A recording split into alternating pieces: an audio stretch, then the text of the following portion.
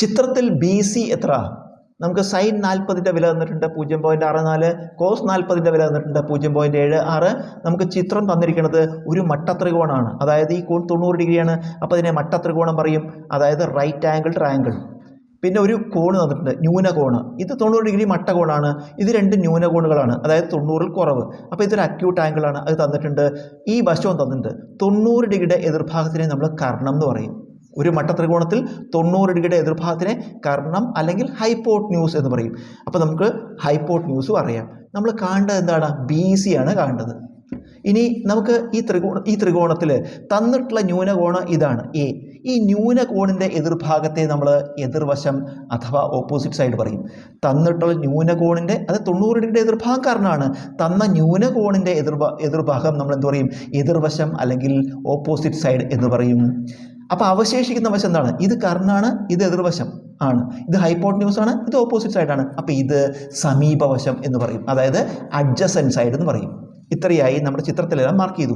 ഇനി കാണേണ്ടത് B C ആണ് കാണേണ്ടത്. ബി സി ആണ്, അതായത് എതിർവശം കാണണം, എതിർവശം കാണണം. തന്നതോ കർണമാണ്.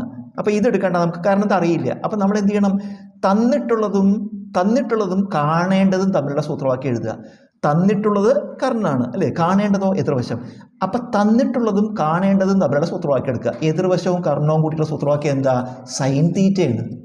സൈൻ തീറ്റ സമം എതിർവശം ബൈ കർണം. സൈൻ തീറ്റ സമം എതിർവശം ബൈ കർണം. സൈൻ തീറ്റ കാണാനുള്ള സൂത്രവാക്യം ഓപ്പോസിറ്റ് സൈഡ് ബൈ ഹൈപ്പോട്ന്യൂസ്. നമുക്കിതിൽ വില കൊടുക്കുക.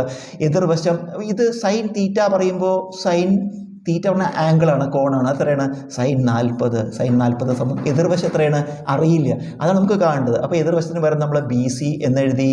ബൈ കർണോ എത്രയാണ്? 20. ഇനി നമ്മൾ സൈൻ 40ൻ്റെ വില എടുത്ത് എഴുതുക. സൈൻ 40 എത്രയാണ്?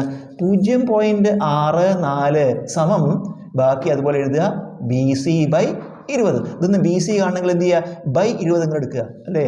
അപ്പോൾ ബി സി സമം ബൈ 20 എടുക്കുമ്പോൾ ഇൻറ്റു 20 ആകും. 20 ഇൻറ്റു 0.64 ഗുണിക്കുമ്പോൾ 2 കൊണ്ട് 64നെ ഗുണിച്ചാൽ 128 എന്ന് വരും. 2 ഇൻറ്റു 64 128. ഇനി ഈ 0 ചേർക്കണം. അതിനുശേഷം 2 ദശാംശ സ്ഥാനം അടുത്തോട്ട് നീക്കുമ്പോൾ 12.80. പിന്നെ ഈ 0ത്തിന് വരില്ല. ബി സി എത്രയാണ്? B C 12.8 centimetre.